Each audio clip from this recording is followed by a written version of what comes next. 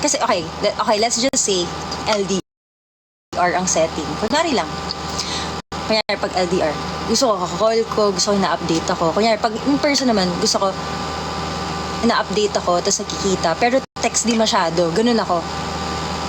So, tapos yung partner mo hindi masyado mahilig mag-call or hindi mo mahilig mag-text. Tapos parang, kunyari, binago niya nga yung sarili niya. Okay, nagte-text na siya sa'yo, nagko-call siya sa'yo. Pero, hindi mo alam, eto, dito kayo mind blow. Hindi nyo alam, nagtatanim pala siya ng sama, nagtatanim yung tao na yun ng sama ng loob na, ginawa ko nga to para sa'yo eh. I did this for you. Hindi naman ako ganito. Hindi pala galit na sa'yo, hindi mo alam kasi nga pinipilit mo siyang i-change. Which is, ikaw ang kawawa sa dulo. Parang, akala ko gusto mo yun eh. Gets you ba? So, dapat, importante talaga na malaman mo na swa kayo. Ano to? Ano pa mo sa mga NBSB? Guys, don't rush. It's fine. Kung wala pa kayong boyfriend or wala kayong partner, the right person will come, or if not right. Alam niyo na realize ko, may mga tao talaga na dadaan sa life mo, tapos magbibigay lang talaga ng lesson. And magagamit mo yun sa next relationships. I swear. As, magta-26 ha. Hi, say. Kaya pag sumikat na kayo, sobra. Ayun yung pray ko palagi ng Lord, please. Alam niyo yung pinipray ko lagi. Like, Lord. Ito pala lagi ko pa yun. Lord, I pray na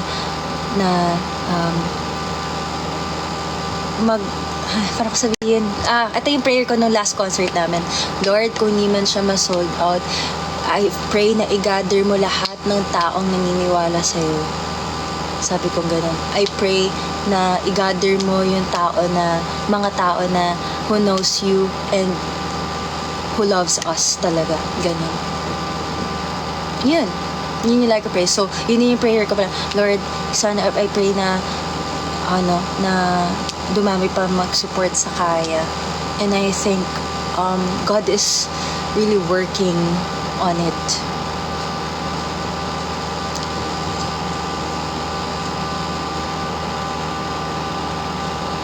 Paano kung gusto mo yung ex ng kaibigan mo? Yan yung ex sa kaibigan mo. Sorry, nalilito ako. Oy, thank you. Alam, first time ko nakakita ng mga ganyang gifts. Thank you,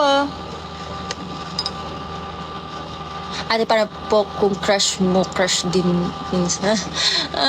Family first, guys. Thank you, Mariah. Ang galing mo dun, sa Road to Mythic. Nagmi-meet pa rin ba kayo? Yes, of course. Ang mga kuya namin from SB19, we respect them very much. And pag nag-meet kami, nag-greet, hello, mga birthday, happy birthday, ganyan.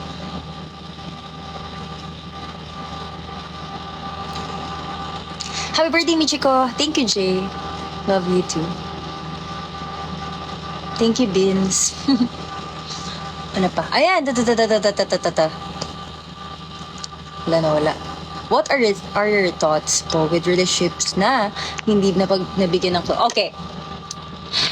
Papaalala ko sa inyo, matanda na ako, 26 na ako, guys. So, na-experience ko na yung mga ganyan. So, I think, alam niyo yung hindi ka sinagot, hindi nireplyan ka, close